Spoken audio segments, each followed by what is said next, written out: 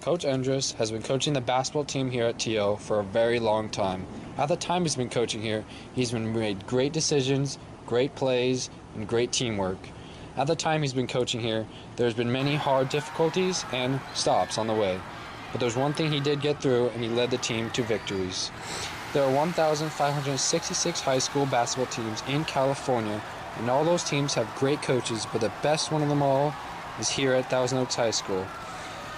He has affected the students and athletes he has coached and has been a hard-working and with great attitude. The workouts and practices he does for the team are for the better of the team and for the winning and for the love of being a basketball coach. Andres will say stuff like about teamwork, the athletes' workouts, and on finishing close games with a win. Other successful basketball coaches are good examples to Andres' coaching plan and to help successful basketball coaches with good winning teams. There's many athletes who train every day to get better and learn to be a better person. The coaching staff is a big accomplishment for a better athlete and a work in progress. I didn't start playing basketball until I was like a freshman in high school. I played primarily, at the time you kind of play whatever sport is in season. I played a lot of baseball, so that was probably my number one sport. And then I thought when I was in intermediate school, I thought I was going to play football. But once I got into high school, I decided to play basketball and baseball. 3 minutes to the biggest battle of our professional lives. All comes down to today. We heal as a team. We're gonna crumble. Inch by inch, play by play, till we're finished. We're in hell right now. Believe me. And we can stay here with the shit kicked out of us, or we can fight our way back into the light. We can climb out of hell. 1 inch at a time. No, I can't do it for you. I'm too old. You know, when you get old in life, things get taken from you. That's part of life. But you only learn that when you start losing stuff. You find out life's this game of inches. So is football. Because in either game, life or football, the margin for error is so small. I mean, 1/2 step too late or too early, and you don't quite make it. 1/2 second too slow, too fast, you don't quite catch it. The inches we need are everywhere around us. They're in every break of the game, every minute, every second.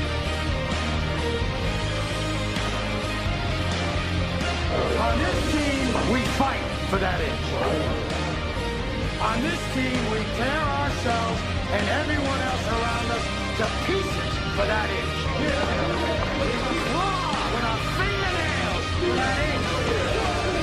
Because we know when we add up all those inches, that's gonna make the fucking difference between winning and losing.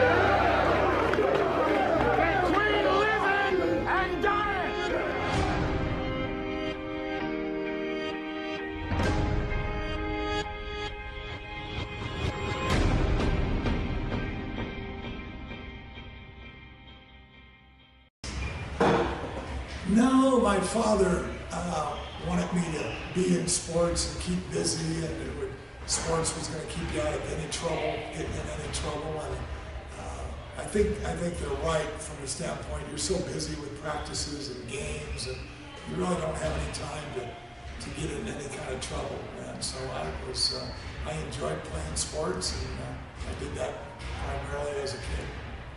Oh, I wish I could say I was good enough, but I played, I pitched in college for my first year in junior college, and played a little baseball, but at the time I had a really good job, and I was making good money, and so I decided the money at that time was more important. So. 19, I believe, 87. 87. Who was the last coach before that? Ed Chevalier, and he's retired, but his son is over at Oak Park, and he's coaching over there. Probably the 2009, because they were the one that went the furthest. They ended up 30-3. They won the CIF championship that year. It was the first time in 50 years it's ever been done. And since then, you know, it still has not been done. We've been in the semifinals. We've been in the finals a couple of times, but that was the only year that we won it. Okay. So that was probably on paper the best team, but I've had a number of teams that really did well with less talent.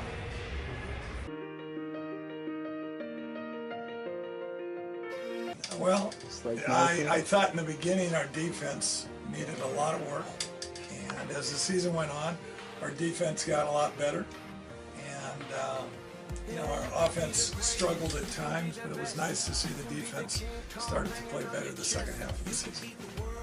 I'm in charge of all 4 teams, but I have coaches that coach the other 3 lower levels. I'm the head coach of the varsity. Okay, so you have trained all the new players that came? I know who the new players are, and we work with them during the summer, and I watch them play during the summertime. So. All right. So when they come here, what do you expect from them? I expect them to you know, work as hard as they can to get better. I want them to have fun. They should be enjoying it. It shouldn't be a job. It should be hard work, but have fun doing it. Yeah, with commitment, right? With commitment. All right. Now for like games, like get you guys set for games, do you guys do like pay-per-views, like, or do you do like your practice drills? Nothing's really new. You're not reinventing the drills. You know, you look at coaches that have success and you look and see what they do and see if there's anything that I can do that's going to help me by watching other coaches. So what about the seniors since they're leaving? You say goodbye to them, send them off, and wish them well, and get ready with the next group. Alright.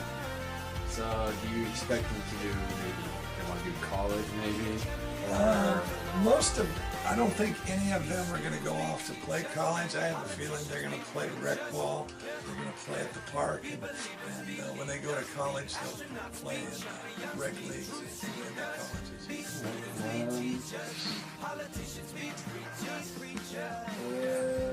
So this season, you guys did lose. You were close, but on that game, what was you probably the most impressed with? Well, our problem this year is we had so many close games. And we won some of those close games, but we lost a lot of close games and overtime games. And I think it primarily has to do with how young our team was and their experience. This year is going to be different, and I think we're going to win those close games. We have the experience to do it. Now we're going to move on to plans for the future. So, do you think you will still be coaching here, or maybe? I hope so. If the school likes the job that I'm doing, I'm still going to be coaching here. I guess if they think they need another coach, then I guess you know, I can be replaced. Who would you think would be a good replacement for you? Who would be a good replacement? Well, I'm not looking into getting rid of myself, so you know, I would like to see it be a coach that went to Thousand Oaks. An alumni. You know, the school has a tradition, and it'd be nice to see a coach when I do leave that would be from the school. All right. Now you are a coach. Do you have a lot of time to spend with family, or do they come out to the games too? They come to the games, but a lot of the time that I do take to coach is time taken away from my family. So that part's not good. Okay. Now, when a player has some troubles at home and it doesn't help them on the game, what do you think you should do to help them out with that stuff? Well, we try to you know, if everybody has some kind of problems or baggage, and, you know, if I want the kids to feel like that they can talk to our coaches, myself, or my assistants, and see if there's some help that we can do for them. We would love to be able to make things a little bit better for them if possible. Okay, so this season, right? Or upcoming season yeah. will be starting during the summer. Okay, so the kids that were JV are going to be the varsity guys, right? Sometimes. Sometimes? They'll play JVs again. It just depends on position and placement and how good are they ready to play varsity. Not all kids on JVs are ready. So, and we're returning 7 players, so there's not a whole lot of space on the team. So, I mean, last question. You like Thousand Oaks, right? Yeah, I've been here long enough. I better like it. All right, and hopefully your team does good next year. I hope so. This Thank season. you. I appreciate the Right. interview. 20% skill, 15% concentrated power of will, 5% pleasure, 50% pain, 100% reason to remember the name. He doesn't need his name up in lights, he just wants to be heard, whether it's the beat or the mic. He feels so unlike everybody else, alone, in spite of the fact that some people still think that they know him, but fuck him, he knows the code. It's not about the salary, it's all about reality and making some noise, making a story, making sure his click stays up. That means when he puts it down, Tox picking it up. Let's go. Who the hell is he anyway? He never really talks much, never concerned with status, but still even his thoughts struck. Humble through opportunities given despite the fact that many misjudge because he makes a living from writing raps. Put it together himself, but a picture connects. Never asking for someone's help, but to get some respect. He's only focused on what he wrote. His will is beyond reach, and now it all unfolds. The skill of an artist. In time.